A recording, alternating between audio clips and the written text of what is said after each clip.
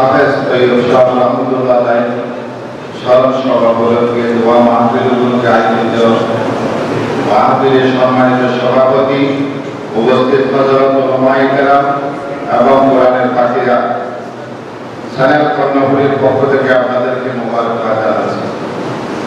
আমি ওনার সাথে পরিচিত হই এই মসজিদে। একদিন ওনার সাথে আমি এক সেমিনারে ছিলাম, বক্তব্যের পরিপ্রেক্ষিতে উনি আমাকে একদিন দাওয়াত দিয়েছেন। দাওয়াতের পরিপ্রেক্ষিতে আমি এখানে আসছিলাম, আসরের সালাত আদায় করছিলাম। বিভিন্ন ওই যে শাখা প্রশাখা জামাত হচ্ছিল, আমি জিজ্ঞাসা করলাম, হুজুর এখানে মসজিদ নেই কেন, জুমা পড়া কিভাবে?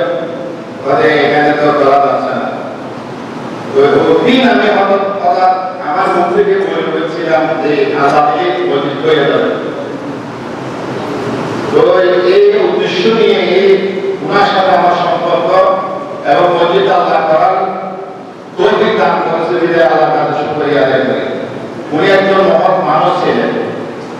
এই মহৎ গুণওয়ালা মানুষ আলেমদের মধ্যে কম পাওয়া যায়। উনি মানুষের সাথে এমন মিশতেন মনে হয় তার খুব আপনজন, এবং আলেমদের মধ্যে যদি এরকম তৈরি হতো তাহলে এই আল্লাহর জমিনে আল্লাহর দ্বীন কায়েম। আমাদের বিভাজনের কারণে অনেক সময় আল্লাহর দ্বীন প্রতিষ্ঠা হচ্ছে না। মওলানা হাফেজ তৈয়ব শাহ আমাদেরকে দেখিয়ে গেছে আলেমদের স্বভাব কিরকম হওয়া উচিত। উনি প্রত্যেক রাজনৈতিক দল নেতাদের সাথে সম্পর্ক রাখতেন, এমন সম্পর্ক ভাইদের সম্পর্ক মতো।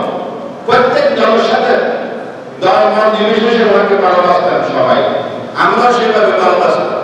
কারণ ওনার মধ্যে প্রতিভা আছে। আলেমদের যে গুণ থাকা দরকার আল্লাহ রাসূল যেভাবে আমাদেরকে শিক্ষা দিয়ে গেছেন, সেই গুণটা তার মধ্যে ছিল, যার পরিপ্রেক্ষিতে প্রত্যেক মানুষ তার জন্য অনেক দোয়া করতেছেন। বিশেষ করে আমরা আলেম সমাজের মধ্যে বড় হয়েছি, কিন্তু এরকম মানুষ আমি পাই নাই। আমাকে দেখলে জীবনের সমস্ত কিছু উদয় করে দিত।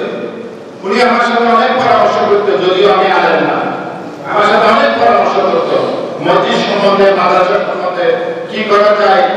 এই যে ধর্ম প্রতিষ্ঠা যেদিন আসলো আমার সাথে শেষ কথা, এখানে যে মামলা মোকদ্দমা করতেছে বহিরাগতরা, এর জন্য আমি ধর্ম প্রতিষ্ঠার সাথে কথা বললাম যে হুজুর নিরুপায় হয়ে গেছে, এখানে শুধু আমার তাকে কষ্ট দেওয়া হচ্ছে।